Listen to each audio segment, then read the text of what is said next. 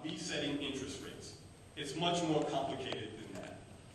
We hear about 228s and 327s, that is, 228s refers to a mortgage where the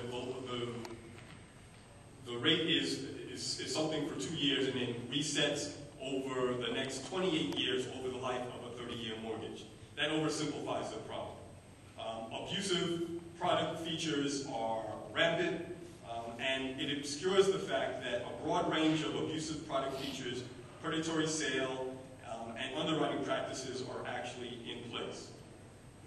How do we set the record straight? We talk about more than just bank resets. We talk about piggyback mortgages, and I really don't have the time to get into what all of these are, but it's important that you at least you've heard of the terms. Piggyback mortgages were essentially two mortgages, one of which is for the principal and one for the down payment, which often leads to an owner owing more than the house is actually worth. No-doc and low-doc loans, aka liar's loans. Mortgages originally designed for the self-employed and people working off the books, but now they help facilitate income fraud. No down payment mortgages. Interest only and negative amortization, or what we know as option arm. That is, mortgages where they give you the ability to actually decide what your rate is going to be, and where the principal of the mortgage over time actually goes up. Hidden and high fees, and what are called Alt-A mortgages, which are oftentimes are not included within subprime mortgages, but were designed for people who don't have bad credit, but don't have perfect credit as well. There's things called one-stop shops that we need to look out for, where first-time home buyers confront sellers, mortgage companies and appraisers, and lawyers that often collude to over-appraise and hide defects in a home. Property flipping, where you buy a home cheap and make cosmetic improvements and sell it for over-appraised prices.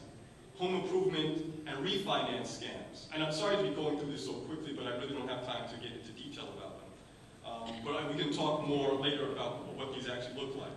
Deed theft and foreclosure rescue scams. So all of this is sort of lost in when we talk about subprime mortgages. And we just need to talk about the hot potato incentive system that actually drove the subprime industry. That is, everyone was trying to pass the risk on to everyone else. That includes high yield spread premiums, which we talked about before, sales on the secondary market, mortgages being bundled and sold as mortgage-backed securities, and a corrupt rating system in which there was a conflict of interest between the bond rater and the investment bank. Myth number 3, subprime borrowers are risky. There's a conflation of the idea that there are bad products and abusive market practices and the borrowers who actually receive these mortgages. It helps create the narrative that it's the actual fault of the borrower and reinforces race-based stereotypes about credit and what represents credit risk.